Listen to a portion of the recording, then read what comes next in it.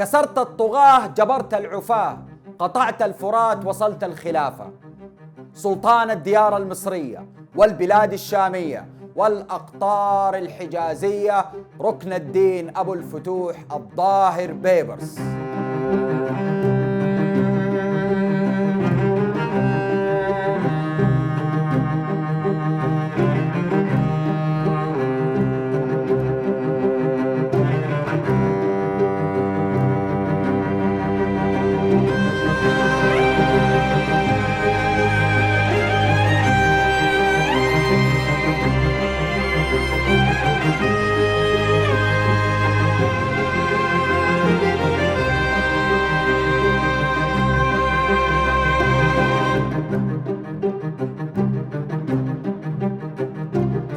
يرجع الظاهر بيبرس في الأصل إلى قبائل الشركس التركية المتواجدة في كازاخستان، بخصوصا في منطقة القفجاق. تم اختطافه من أهله وهو صغير لأنه كان يعتبر ده نوع من العبيد اللي مطلوب، فتم بيعه بمبلغ كويس جدا. بس اكتشفوا إنه عينه اليسار فيها مشكلة، إنه فيها موية بيضاء، وعيونه اليمين زرقاء كأنه نايت كينج. فبالتالي لما لاقوا الخلل اللي فيه ده رجعوه الى السوق الين ما واشترى واتباع كذا مره الين ما اشتراه علاء الدين ايدكن البندقاري اللي اخذ منه الاسم، ومن هنا حمل الظاهر بيبرس لقب صاحبه البندقاري. كل هذا في ظل الدولة الأيوبية. انتقل بيبرس مع علاء الدين ايدكن إلى مصر، وبعد ذلك تم مصادرة أمواله وممتلكاته، فانتقلت ملكية الظاهر بيبرس مباشرة إلى الملك الصالح نجم الدين أيوب، اللي قلنا كذا مرة إنه بيكثر في شراء المماليك. وزي ما بزغ عصر قطز لما انتقل إلى حاشية الملك الصالح أيوب، نفس الشيء صار مع الظاهر بيبرس. الصالح أيوب كان معجب بشخصية بيبرس بطريقة غريبة، كان شخص له كاريزما، طول بعرض هيبة، عيونه زرقاء، واحدة الثانية مخلوطة بموية بيضاء اللي هي يعني شوية ما يشوف بيها، يعتبر أعور. وكان صوته قوي وجهور، ولما نتقرب واتعلم تعاليم جدا عاليه سواء كان في العسكريه ولا في اللوجيستكس والى اخره، تم عتقه واعطاه لقب امير. وكان اول امتحان حقيقي لبيبرس معركه المنصوره، اللي ما شاف حلقه شجره الدر يشوفها. وبعد ذلك زي ما قلنا التسلسل اللي شرحناه في سيطرة المماليك على الحكم الأيوبي، كان في دولة وجات دولة ثانية احتلت مكانها. وزي ما شرحنا كمان في حلقة قطز انه الظاهر بيبرس كان على خلاف شديد معاه، لانه كان محسوب على إقطاعي التابعين لمماليك البحرية. هذه الأحداث حصلت كلها قبل عين جالوت لما قتل إقطاعي وكان موته فجعة. بيبرس هنا هرب إلى الشام واستقبله واحد اسمه الناصر يوسف، استقبله بكل سعادة وأخذ يجهزه ويستغل غضبه على قطز وعلى أيبة ويرسل معاه قوات لمصر عشان يحاربهم. بعد عدة وقعات حصلت لبيبرس مع قوات أيبك، قرر الناصر يوسف انه يخش في صلح مع أيبة، ومن ضمن الاتفاقية انه الناصر يوسف يطرد مماليك البحرية من عنده. غادر بيبرس بدري وراح الى الكرك، وكان يحكمها شخص اسمه المغيث. قاعد يتكلم مع المغيث وظبط معاه وبدأ يجهز من قوات عنده عشان يروح تاني مرة ناحية مصر، لكن ما استطاع انه ينتصر على قوات أيبك. وهو راجع من مصر مسكت في راسه حاجة غريبة، منطقة هو قيد دخلها قبل كده اللي هي غزة، اللي كانت تابعة للناصر يوسف اللي كان معاه وحب يجرد به. قرر انه يروح يغزوها. وقتها قرر الناصر يوسف ده يروح يغزو الكرك حقة المغيث اللي زبط بيبرس، وقام فعلا بمحاصرتها وتفاوض مع المغيث، وكان ضمن الشروط انه يسلم مماليك البحرية تاني. بيبرس وقتها حس انه هو في الطرف الخطأ من دي المفاوضات، وكان عنده حدس عالي خصوصا في اللحظات المصيرية، فقرر انه يهرب من القلعة اللي في الكرك ويروح بنفسه للناصر يوسف ويقول له انا اسف سامحني. والناصر قال له انا قبلت اسفك، واعطاه نابلس يديرها بس عشان يفتك من صداع بيبرس. بيبرس ما هو سهل، ولكن الصداع اللي أكبر من بيبرس ومن المماليك ومن الأيوبيين ومن العباسيين جاء مذبحة بغداد. هنا كله اتحد وشافوا عدو واضح، وانضم الظاهر بيبرس أخيرا لقطز. جهزوا لأعظم معركة وقتها، كان قدام عدو ما قيد انهزم. انتصر المسلمين في عين جالوت زي ما ذكرناها في حلقة قطز اللي ما شافها، وزال خطر المغول. في الطريق وهم راجعين بيبرس قتل قطز، مو ثأر لإقطاعي، ولكن من الواضح انه غير حتى اللي ذكرناه في حلقة قطز الخلاف اللي كان بينهم، بس كان باين انه الراسين الكبيرة دول مستحيل يجلسوا على مكان مع بعض. قراءة للتاريخ تقول إذا الظاهر بيبرس ما عمل كده وقتل قطز كان قطز برضو خلص عليه. ومن هنا تبدأ قصة الظاهر بيبرس اللي صار حاكم المماليك الجديد. بس من أول يوم حكم قامت انتفاضات داخلية وخارجية، قلاع خرجت من نفوذه، انتفاضات حصلت في وسط القاهرة بقيادة واحد اسمه الشيخ الكوراني اللي سبق وكان معتقل في عصر أيبك وأفرج عنه. وهذا إيش مشكلته؟ عنده الحلم إنه يرجع الحكم الفاطمي الشيعي بمصر بغطاء صوفي، يعني يدس السم في العسل. وكان بيتعامل بالسر ويتعاون مع بقايا الفاطميين اللي في السودان اللي كانوا يمثلوا الحرس الفاطمي. استغل لحظة غضب الناس في السوق اللي مخنوقة من الضرائب اللي اترفعت في عين جالوت وكملت على بعد كده، وأعلن انتفاضة في خان الخليلي. دخلوا الناس الأسواق وكسروا المحلات وصادروا السيوف وخيول الجيش. بس هنا بيبرس استطاع بسرعة انه يحاصرهم في جبل المقطم واعتقلهم، وعدم الكوراني وعلقوا على باب زويلة. زي ما قلنا باب زويلة حمال أسية، كل واحد راسه برزت بروزوا له هي على الباب. تعلم الظاهر بيبرس من دي الحكاية بانه يسقط الضرائب ويقرب الشعب ويخليهم يلتفوا حوالينه، وأفرج على المساجين اللي كانوا مسجونين في أيام قطز. يعني لما يقولوا التاريخ يعيد نفسه، المصريين عارفين التاريخ بيعيد نفسه. وبعد تثبيت حكمه بمصر اتجهت عيونه ناحية الشام عشان والي دمشق خرج عن طاعته واعلن نفسه السلطان. بيبرس ارسل جيش عشان يقضي عليه ويستعيد دمشق، وراح الجيش بقيادة علاء الدين ايدكن، ايوه اللي بيبرس كان مملوك عنده. هذه الدار لا تبقى على احد ولا يدوم على حال لها شانه. ايدكن المهم انتصر واخذ دمشق. المغول استغلوا الاوضاع اللي حاصلة واستولوا على حلب. شرد حاكمها الجديد اسمه جلال الدين لاجين ناحية حمص. توجه المغول بقيادة واحد اسمه بيدار لحمص. طبعا الحقد واكلهم من ايام عين جالوت. امر الظاهر بيبرس كل من والي حمص وحمى والجيش المتراجع من حلب وبعض القبائل العربية بالخروج وقتال المغول. على رغم اننا بنقول جيش حمص وحمى والقبائل العربية، بس كانوا كلهم على بعض 1400 والمغول 6000. دخلوا المصريين بالمبدأ العسكري المصري اللي بيقول الجيش قال لك اتصرف. اتقابلوا قرب حمص وكان يقود المسلمين والي حمص الملك الأشرف. خطة المغول انهم يقتحموا قلب الجيش المملوكي عشان عددهم قليل ويتغلبوا عليهم، لكن ما استطاعوا وانقتل جيشهم. وشرد القائد حقهم بيدار وبقية الجنود لحلب، ومن حلب عرفوا انه حيجوا لهم تاني قاموا راحوا لبغداد. وكان لهذه المعركة اثر كبير لانه الجيش المسلمين كانوا اقل من جيش المغول، عكس عين جالوت اللي كانوا فيها اكثرية. وعدد خسائر المغول كانت اكثر من عين جالوت، واعادت كثير من حسابات المغول بالمستقبل في حالة لو هم حبوا يحاربوا المماليك. المماليك ما هم سهلين، يعني لو جينا نشبههم في التاريخ بناس عظماء تانيين حنلاقيهم قريبين من السبارتاكوس اللي هم عبيد عند الروم. العبيد سبارتاكوس اللي تكلمنا عنهم في حلقة يوليوس سيزر لو تراجعوها، انه هم كانوا عبيد مؤهلين للقتال بمهارة ولكن ليس باستراتيجية وعقلية، فما كانوا متعلمين. كانوا يعرفوا كيف يقاتلوا راس براس، كيف يقاتلوا في حلبة مصارعة والناس تصفق وزي كذا. ولما انقلبوا سبارتاكوس على الروم ما كان عندهم الذكاء الكافي انه يهزموهم،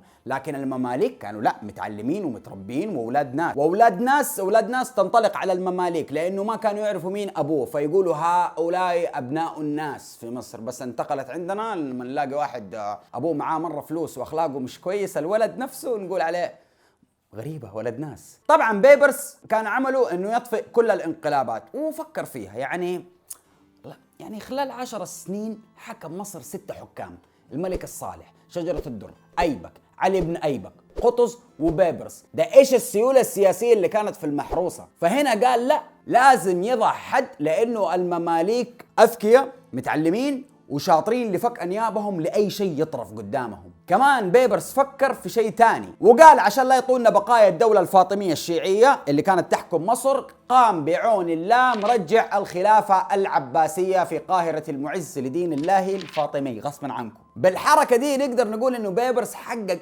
اكبر انجاز عسكري اقتصادي سياسي وديني. ليه؟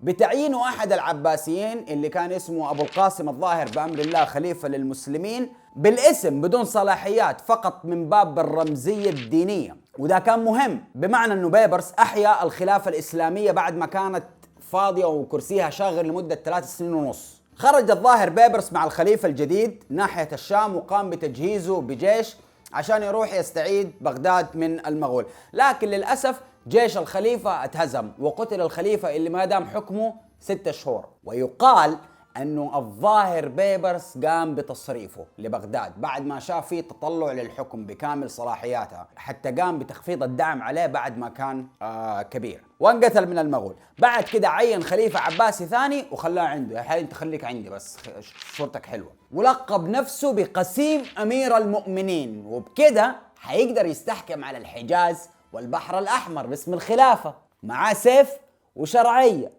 بيبرس كان داهية سياسية وعسكرية، كان يعرف يلعب مع أعدائه وخصومه بطريقة الرقص على رؤوس الأفاعي، لأنه هو كان عايش في زمن الأوضاع كانت مضطربة ومعقدة، فكان يعرف كيف يراوغ وكيف يفاجئ خصومهم وكيف يجنبهم وقت ما يبغى. استطاع مثلا أنه يكون تحالف مع المغولي بركة خان حاكم القبيلة الذهبية اللي أسلم. بركة خان ده يصير ولد عم هولاكو دي في مقتل، وكان يملك جواسيس عند المغول، مو بس المغول، عند كل مكان، وقام بترتيب البريد وإنه المراسلات تيجي بشكل أسرع، لدرجة إنه نقل الخبر بين دمشق ومصر ياخذ 4 أيام بس. وده النوع العادي. ده كان في نوع حمام زاجل ملكي خاص في بيبرس، دي الرسائل اللي يحملها هو اللي يكتبها بخط يده، كان معلم في التواصل لدرجة إنه في يوم واحد كان في حصار رسل 56 رسالة. تخيل 56 رسالة يكتبها بنفسه ويقفلها، ما حد يعرف إلا غير هو. أحد خصاله كمان إنه يعاين اللوكيشن قبل الحرب. ده يقول لك مرة اتخفى واخذ 2 من سفرائه وتبعوه ودخل مدينة طرابلس متنكر في زي عريس، يعني جايهم بزفة بس عشان يستطلع على المكان. ومرة أيضا راح لآسيا الصغرى عشان يعاين المكان وما كان عنده فلوس يدفع، فقام رهن الخاتم حقه لصاحب المطعم. لما رجع رسل رسالة إلى خان الخانات أبجا، ده واحد تقيل اللي بعدين مسك بعد هولاكو، وقال له معليش أنا رحت عندك البلد كنت بتفرج ورهنت الخاتم رجع لي هو. يعني أهيم المغول هنا شافوا انه ضروري نعتمد على سياسة تحالف للقضاء على بيبرس، فتحالفوا مع مين؟ مع الأرمن يا ابوي اللي كانوا بيهاتوا على بعض زمان. فتحالف مع الأرمن في مواجهة المماليك، وهذه كانت دولة مسيحية يحكمها ملك اسمه هيثيوم. هيثيوم حب يتحارش مع المماليك ويختبرهم، قام أرسل قوات للسيطرة على مدينة عنتاب سنة 1264. على طول وجه الظاهر بيبرس بإرسال فرقة عسكرية كبيرة، ولما نتقابلوا انهزموا الأرمن. بص يا ابني احنا عنقلوا 73 كده.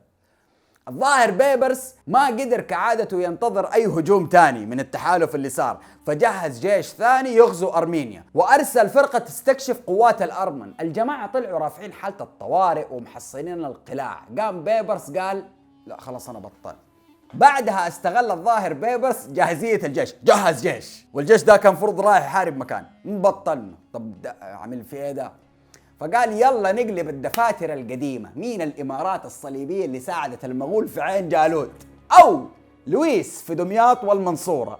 بالضبط كده بالضبط كده، أيوة. كان عنده ميزة إنه ما يخليك تقرأ اللي في راسه، فكان يكتم الوجهة اللي حيروحها. الجيش اللي معاه ما هو عارف فين رايح، عشان بس لا يقدروا الصليبيين يتعرفوا على تحركاته. فاجأ الصليبيين بقدومه على مدينة قيسارية، ودي مدينة تابعة لإمارة صليبية. حاصرها وردم خنادقها ونزل عليهم بالأسهم، تليها المناجيق لمدة 6 أيام. طبعا بالنسبة لبيبرس كان تسخين، هذا كان نسترجع أيام زمان، فما كان على الحصان حقه بدي أوامر، لا ده كان مع الولاد بيحارب. كمان استطاعوا أنهم يصنعوا سلالم من الحبال مصنوعة من لجام الأحصنة ونطوا على القلعة. مش أنا قايل الجيش بيعرف يتصرف؟ قلت ولا ما قلتش؟ مع الحماس بيبرس قال إحنا حنعمل شوبينج يا أولاد. راح واخد حيفا عتليث الين ما راح وصل لمدينة أرسوف. في دي المدينة كان فيها فرقة من الإسبيتاريا، فرقة عالية التدريب والمهارة القتالية، يعني كأنك تقول الحشاشين، فرسان المعبد، كده، وكان في قلعتها حوالي 270 فارس. بيبرس نقل كميات كبيرة من الخشب حوالين أرسوف عشان يعمل منها ساتر، والمهندسين حفروا الأنفاق وسقفوها بالخشب، وسلم الأمراء الخطة وقال لهم عيشوا. واشترك بيبرس في نفسه في عملية الحفر وشيل الحجارة وتحريك المناجيق ورمي السهام، حتى في المبارزة كأنه واحد من العسكر. واستطاعت المناجيق أن تهدم الأسوار وتفتح ثغرات. قاتلوا الإسبتارية قتال عنيف جدا، وشكرا حقيقة عملوا اللي عليهم، ودافعوا عن المدينة لمدة 40 يوم. ده إنجاز كويس. لكن في نهاية الأمر أرسل الإسبتارية طالبين الهدنة والصلح والتسليم بعد ما تحاصروا في القلعة، وكانوا يعني قاب قوسين من الهزيمة والأسر. بيبرس قال ماشي، بس حاجة واحدة قبل ما تمشوا، اهدموا لي المخروبة اللي انتوا كنتوا فيها وسووها بالأرض. ليه؟ عشان ما يسمح لأحد تاني أو ما يكون في المدينة فيها مصادر إنها تعيش، عشان لا يجي أحد تاني ياخدها ويستخدم المصادر حقتها. في السنة اللي بعدها أمر بيبرس بالهجوم على قلعة صفد، وكانت مركز عسكري لفرقة الداوية الصليبية، ثاني أقوى فرقة بعد الإسبتارية. نفس الحوار كوبي بيست، وانتصر المماليك. في اليوم الثاني من أيام الحصار أمر السلطان بالزحف على صفد، وبدأ بالهجوم بإلقاء فرقة الزراقين، وهم الفرقة المسؤولة عن الزجاجات النارية الحارقة الملتوف، ثم بدأ بفرقة المنجنيق وغيرها. وبعد حصار شديد استسلموا وقبل الظاهر بيبرس، بس قال لهم امشوا من هنا من غير سلاح ولا فضة ولا تروس، حتى الذخائر اللي عندكم خلوا كل شيء مكانه وامشوا وسيبوا المكان. قالوا طيب، بس طلعوا بصورة، ولما فتشوهم لقوا معاهم أسلحة وأسرى من المسلمين الأطفال، اللي قالوا لهم لما أنكل يجي يسألك يقول لك أنت يا حبيبي مسلم، قل له لا أنا قرقس. فصل الظاهر بيبرس كأخلاق، وفصل رؤوسهم كجزاء. ما كان يتسامح، يعني كان يديك فرصة، ما لا هتعمل الصح اعمل، مش هتعمل الصح هنعمل معاك الخطيئة. صارت الإمارات الصليبية في حالة احتضار، فقالوا لازم نعمل صلح مع بيبرس أو أقلها هدنة. بيبرس وافق، وعلى طريقة عبد الملك زرزور، بأن تصبح له حصة من غلاتهم ومنتجاتهم، يعني بس النص بالنص. وكان معلم في حتة بأنه كان يحط القرار الصعب هذا مو على كل الممالك، ممالك ايوه وممالك لا، عشان ما يتكاتفوا عليه. انا ما بحبهمش، بس انت غير يا جوني. احد القصص الجميلة انه واحدة من الامارات الصليبية كان عليها ملكة اسمها إيزابيلا ملكة بيروت. في سنة 1268 وقعت اتفاقية مع بيبرس مدتها 10 سنين، وهذه من أطرف الاتفاقيات بين بيبرس والإمارات الصليبية. فقد ذكر القلقشندي أن هذه الملكة قد وثقت ببيبرس لدرجة أنها كانت عندما ترغب حب السفر إلى جهة ما تذهب بنفسها إلى بيبرس وتستودعه بلادها. مرة انخطفت من واحد صليبي تاني اسمه هيو الثالث. بيبرس زعل، إيه يا برنس في إيه؟ مش شايفني؟ أنت مش عارف إنه زيزي بيبرس وبيبرس زيزي؟ ولهذا اتخذت زيزي نفسها حرس من المماليك إلين ما ماتت، وأختها كانت ماشية على خطاها وجابت المماليك يحرسوها إلين ما قشعوها برا واستولوا على المكان اللي هي فيه. أحد المرات بيبرس حب يتفاوض مع ملك الأرمن، بس قال له ملك الأرمن معلش صاحبي أنا محسوب على المغول معلش. قام بيبرس رسل له قائد اسمه سم الموت. من سم الموت ده شرد الملك الأرمن وراح لتبريز يطلب فزعة المغول، بس ما لحق. المماليك خلوا مدينته غير قابلة لا للزراعة ولا للأكل ولا حتى لحياة الحيوانات. حتى هم المماليك نفسهم ما غنموا كويس، وقتلوا ولده اللي كان ينوب عنه وأسروا ولده الثاني. هنا ملك الأرمن لما راح وشاف الخرابة اتجنن، وكأن القوم ما كانوا ما عنده أي شيء يتفاوض عليه. أتواصل مع بيبرس وقال له إيش تبغى بس فك ولدي؟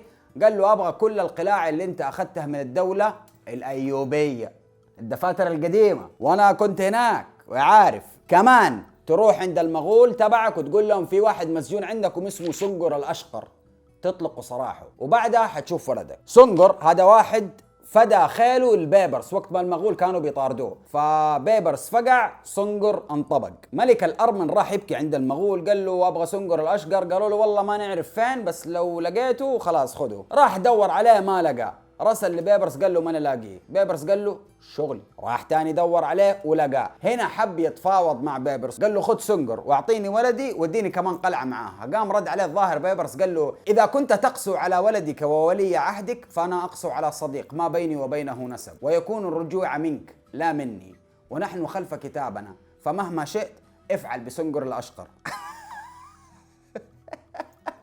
وتمت الصفقة واستقبل بيبرس سنجر الأشقر بكل سعادة وأسكنوا بالقلعة.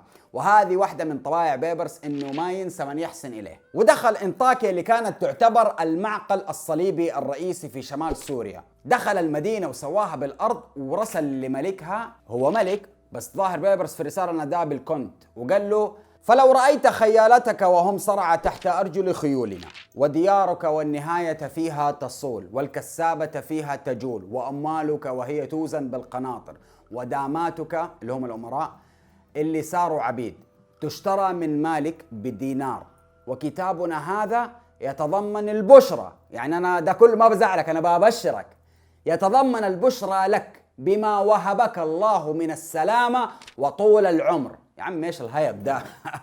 بعد كم سنة من هذه الأحداث كانوا المغول غير متقبلين قوة المماليك، فأمروا سلاجقة الروم إنهم يجيبوا جيش لغزو الأراضي المملوكية. أعلن الظاهر بيبرس الاستنفار وفتح باب التطوع. كانت الإشاعات وقتها بتقول الجيش المغولي تاني مرة جاي مصر. فين التويست؟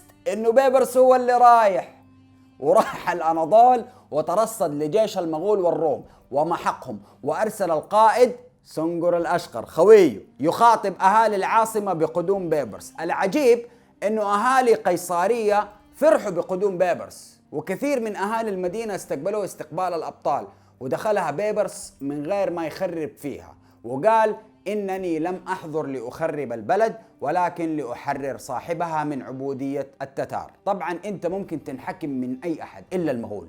انصدم أبقى خان أو أبقى خان، ما أعرف أنطق اسمه، خان الخانات الكبير حق المنغول، بخبر الهزيمة اللي حصلت بجنوده، وراح بنفسه لصحراء الأبلستين ليتأكد، وهناك شاف آلاف الجثث المغولية متناثرة، فغضب غضب شديد لدرجة أنه أحضر الوزير حقه في بغداد وقطع رقبته، واشتغل يراسل الظاهر بيبرس يتوعد بالثأر: وحجهز لك جيش وحبهدلك وحوريك.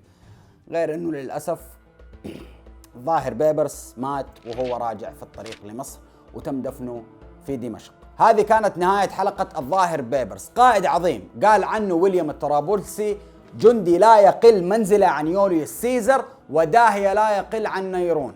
نظم أقاليمه الواسعة من الشلال الرابع للنيل إلى نهر سيهان، وفي الشرق من البيرة على طول نهر الفرات إلى قريقساء. نظم الجيش، بنى الأسطول، ربط دمشق والقاهرة بخط بريد، كان حريف في لعبة البولو وركوب الخيل، وأسس وقف لدفن فقراء المسلمين، وسع قنوات الري في مصر، حصن الإسكندرية ورمم الفنار حقها، نظم بيع القمح، بنى مصحات عزل للأمراض المعدية على أسس علمية، عين 4 قضاء من كل مذهب من مذاهب السنة، منع الخمر في الحانات، برغم أنه كان مدمن حاجة غريبة اسمها تتار قميز، شراب مصنوع من ألبان الخيل المخمرة، كانت تبع المغول، وقطع شوكة الحشاشين اللي كانوا متبقين من قلعة آلموت واللي انضموا مع الصليبيين.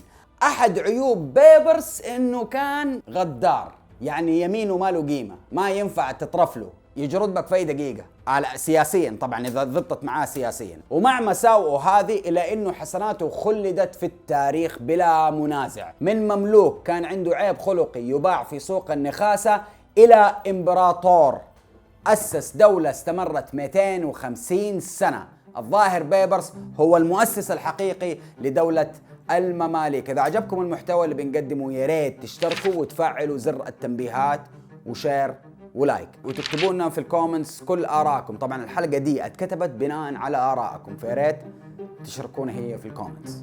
نشوفكم على خير.